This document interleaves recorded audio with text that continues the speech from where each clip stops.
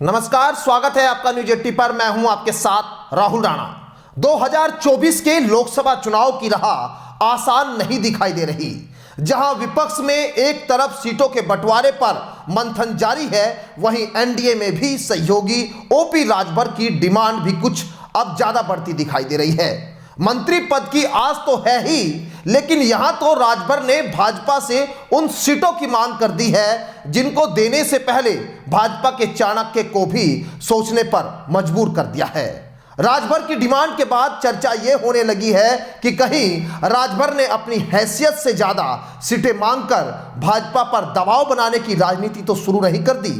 आखिर क्या है राजभर का लोकसभा को लेकर दबाव वाली राजनीति के पीछे का बड़ा प्लान? देखिए ये रिपोर्ट।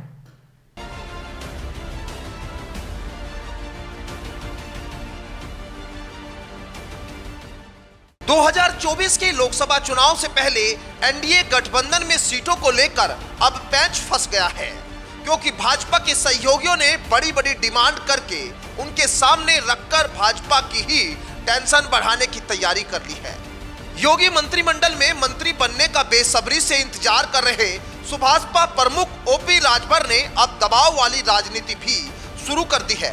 सुभाषपा ने भाजपा से यूपी में ही नहीं, बिहार में भी लोकसभा की सीटें मांगकर साहब जेपी नड्डा को भी चौंका दिया है। ओपी राजभर के बेटे और सुभाषपा के प्रवक्ता अरुण राजभर के अनुसार भाजपा से यूपी में 5 और बिहार में 4 सीटों की मांग की गई है।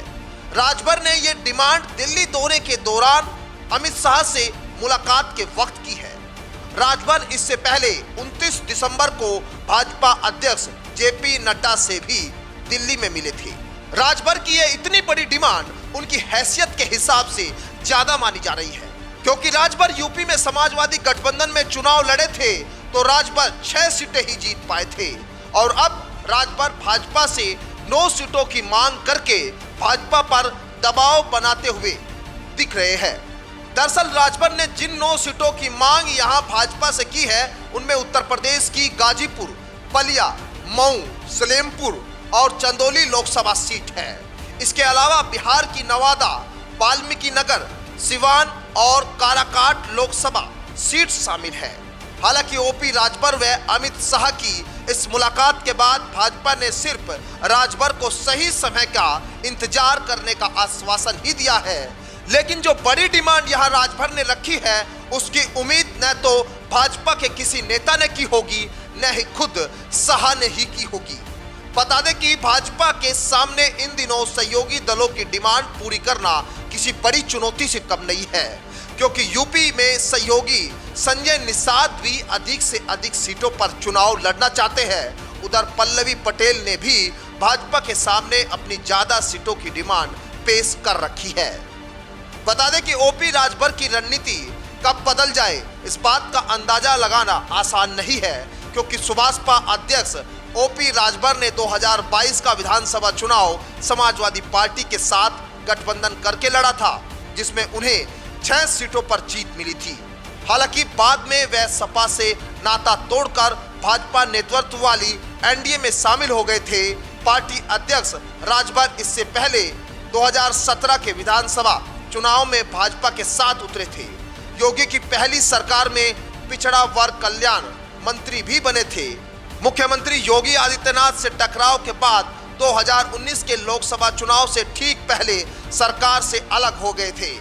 फिलहाल सुभाषपा प्रमुख ओम प्रकाश राजभर गाजीपुर की जहुराबाद सीट से विधायक है, और फिलहाल राजभर दोबारा एनडीए में आने के बाद उम्मीद कर रहे हैं कि उनको योगी मंत्रिमंडल में अगले विस्तार में फिर से मंत्री बनाया जाएगा। ऐसे में देखना यह दिलचस्प हो जाता है कि राजनीति में चाणक्य कहे जाने वाले अमित शाह कैसे ओपी राजभर व अन्य सहयोगी दलों को संतुष्ट कर पाते हैं। सवाल यह भी है कि कहीं सीटों के बंटवारे को लेकर एनडीए के सहयोगी दल भाजपा से नाराज न हो जाए, क्योंकि राजभर को पहले से ही दबाव वाली राजनीति करने वाले नेता के तौर पर जाना जाता रहा। राजभर पहले भी इंडिया गठबंधन के साथियों के साथ संपर्क में होने जैसा बयान देते रहे। अब देखना यही होगा कि कैसे राजभर की नैया एनडीए में पार हो पाएगी या फिर तकरार बढ़ेगी। Bureau report, news 80 desk.